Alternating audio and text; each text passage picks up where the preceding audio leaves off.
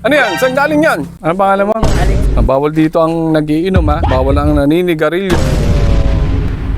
Sa lahat ng gastos dito ay... Magandang araw Pilipinas. Kamusta kayo dyan? Isang malaking milestone na naman ang gagawin natin ngayon. It's Buhos Day.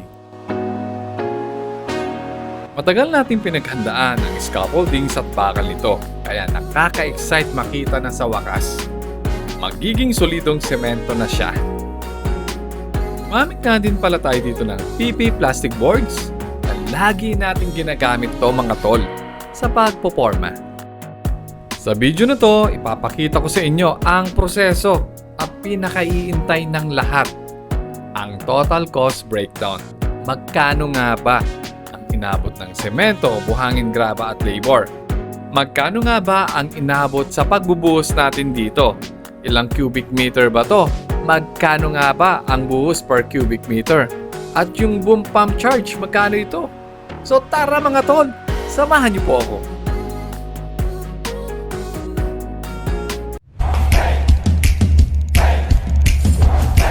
Here at the House of Construction. Build with us.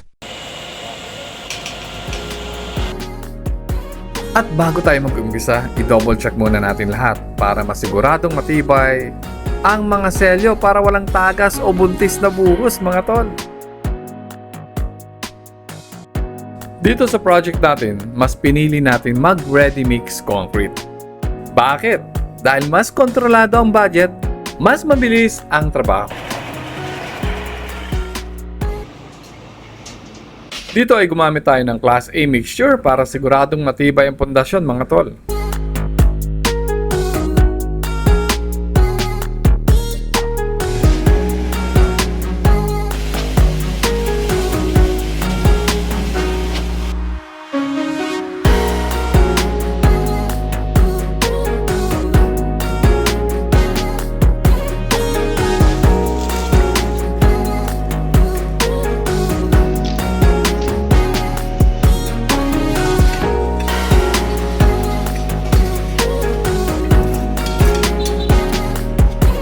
Ito ang pinakakritikal na araw sa kahit anong construction ng mga tol. Kasi kapag nagkamali ka rito, mahirap nang itama ito.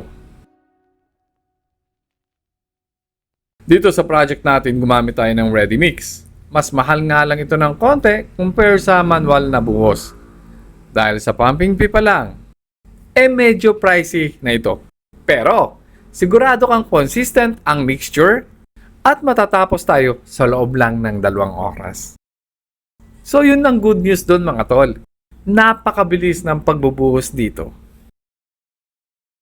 So nga mga tol, ano-ano nga ba yung mga preparation bago tayo makabuhos? At magkano ang nagastos natin dito sa buong ground beam, sa buong plinth beam? So magkano yung ready mix concrete at ano yung design? Kasi kasali rin yung design kung tutuusin. Magkano nga ba yung nagastos natin dito? Doon sa ating mga tie beam, ano? Magkano yung boom pump, truck, rental. Ayan. Kasi binabayaran to mga tol. Ilang PSI nga ba ang ginamit natin dito at ilang days? Ang boom pump na ginamit natin which is 15,000 pesos.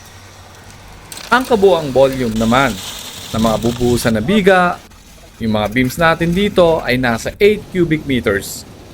At ang halaga ng buhos per cubic ay nasa 6,035 pesos per cubic meter as of February 2026 mga tol ha. Hindi pa tumataas yung presyo ng mga buhos during that time.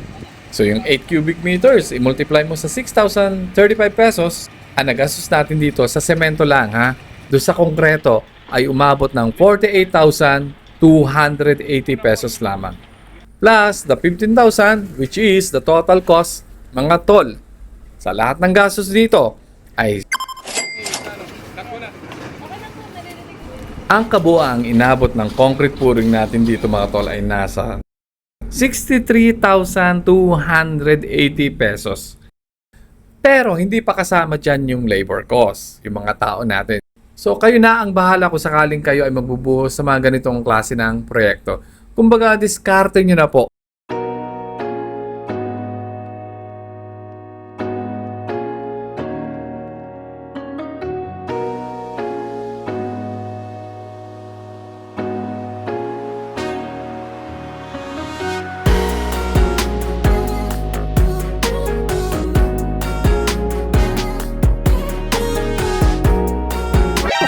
yan? Saan galing yan? Saan galing yan? Yan ang malupit dyan. Kay Big Boss? Maabot pa. Aalis na kami. Shoutout dun sa nagpadala. Shoutout po kay Mr. and Mrs. Sherwin. Kay Ma'am Amberly at kay Sir Sherwin. Yan, nagpadala ng pansit dito mga tol. Yan. Alam nila na mahilig tayo sa pansit. Yan. Dami oh. Yan, kain na kayo. Kain na kayo. Manonood na lang kami. Manonood na lang kami sa inyo. Sige, okay lang. Oo, sakto. Ano pangalan mo? Alex, ito po. Alex. Taga San Juan po. Taga San Juan. Bagong salta. Mabait ka ba? Bawal dito ang nagiinom ha. Bawal ang naninigarilyo. Yan ang unang patakaran ko dito sa project site. Bawal lang pahubad-hubad. Yan. Pwede sa bahay. Para sa bagong dating. Oh, kumain ka ng pansit. Ikaw, Frankie, hindi ka pa kumakain? Ilang kilo na to?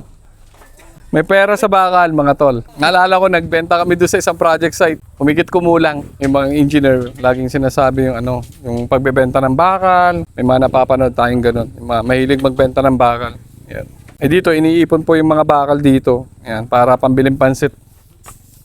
Yan.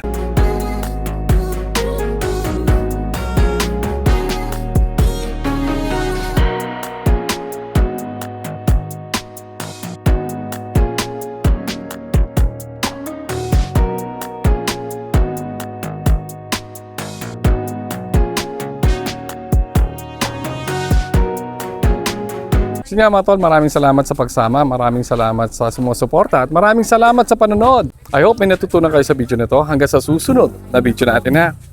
Ingat! Yan.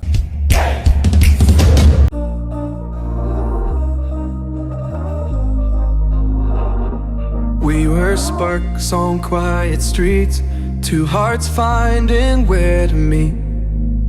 But life pulled us apart, left me talking to the dark. If I called you tonight, would it feel the same? Or have we both moved on to different names? Take me back to the start, before the quiet and the scars. When the world felt small and your hands felt warm. Take me back to the start, if only for a moment. I've been up since 3.